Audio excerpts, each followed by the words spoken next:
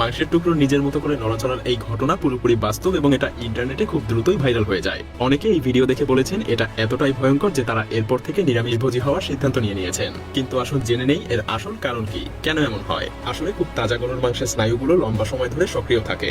যদিও প্রাণীর কেন্দ্রীয় স্নায়ুতন্ত্র মৃত থাকে, তবুও স্নায়ুর শেষ প্রান্তগুলো এবং মাংসপেশিগুলো কিছু সময় ধরে সক্রিয় থাকে এবং যখন এর উপরে লবণ ছিটানো হয় তখন লবণের সোডিয়াম আয়ন স্নায়ুগুলোকে জাগিয়ে তোলে। এর ফলে মাংসের টুকরোটা এমনভাবে নড়াচড়া করে মনে হয় যেন এটা জীবিত।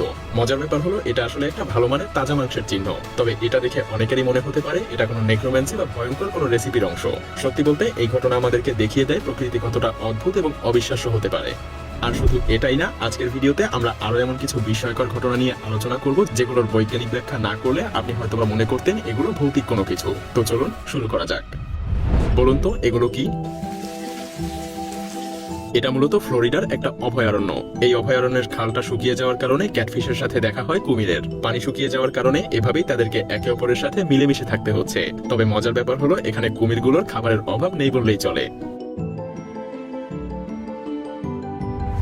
30 মে 2024 বেইজিং শহরের এটা ছিল একটা ঝড়ো এবং বৃষ্টির দিন। সিসিটিভি ক্যামেরার সদর দপ্তরের বিশাল কাজ পরিষ্কার করছিলেন একদল কর্মী। তবে সেই কাজ তাদের জন্য যতটা সাধারণ ছিল, পরিস্থিতি তার চাইতে অনেক বেশি ভয়ঙ্কর হয়ে ওঠে। ঝড়ো হওয়া এতটাই শক্তিশালী ছিল যে শহরের বিভিন্ন জায়গার গাছপালা ভেঙে পড়ছিল। আর এই ঝড়ো আবহাওয়ার মাঝে সেই কর্মীরা বিল্ডিং এর উপরে ঝুলেছিলেন। আর তাদের রশিগুলো এতটাই দুলছিল যে মনে হচ্ছিল তারা যে কোনো মুহূর্তে নিচে পড়ে যেতে পারেন। এই দৃশ্য দেখে যারা আশেপাশে ছিলেন তারা আতঙ্কে চিৎকার করতে থাকেন। কিন্তু অলৌকিকভাবে সবাই আস্তে আস্তে নিরাপদে নিচে নেমে আসতে পারে।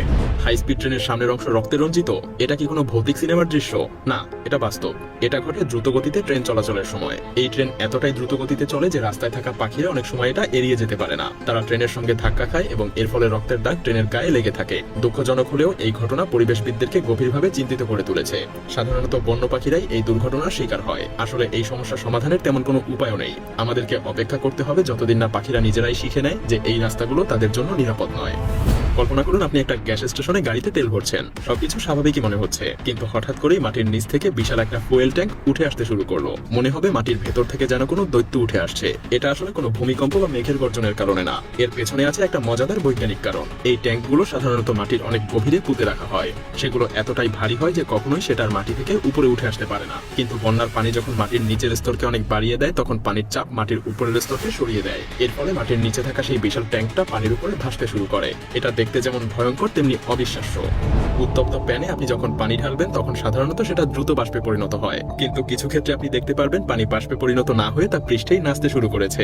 এটা আসলে লিডেন ফ্রস্ট ইফেক্ট। এটা তখনই ঘটে যখন পৃষ্ঠের তাপমাত্রা পানি সেদ্ধ হওয়ার তাপমাত্রার চাইতে অনেক বেশি থাকে। এই অবস্থায় পানির ফোঁটার নিচে একটা বাষ্পের স্তর তৈরি হয়। এই স্তর পানির ফোঁটাকে পৃষ্ঠের উপরে ভাসমান রাখে।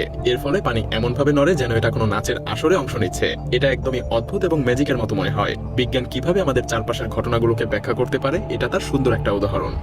দক্ষিণ কোরিয়ার পিয়ংচাং শহরের একটা রাস্তার উপর দিয়ে ধীরে ধীরে ভেসে আসছিল একটা সাদা মেঘ। অনেকেই ভেবেছিলেন এটা হয়তো কুয়াশা, কিন্তু এটা আসলে ছিল লিক হওয়া পেট্রোলিয়াম গ্যাস। গ্যাসের মেঘটা পুরো রাস্তা জুড়ে ছড়িয়ে পড়ে এবং এর পরিণতি ছিল ভয়ঙ্কর।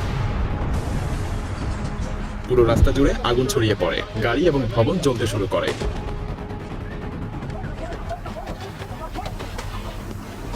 এই সময় যারা গাড়ির ভেতরে ছিলেন তারা ভয়ে বাইরে বেরিয়ে এই পরিস্থিতি দেখতেও যাননি। এই সতর্কতার কারণেই তারা প্রাণে বেঁচে যান। এই আগুন নিয়ন্ত্রণে আনতে ফায়ার ফাইটারদের 3 ঘন্টারও বেশি সময় লেগে যায়। এই ঘটনায় 14টা ভবন ক্ষতিগ্রস্ত হয়, 25 জনকে সরিয়ে নেওয়া হয় এবং 5 জন আহত হন, যাদের মধ্যে 2 জনের অবস্থা ছিল বেশ গুরুতর।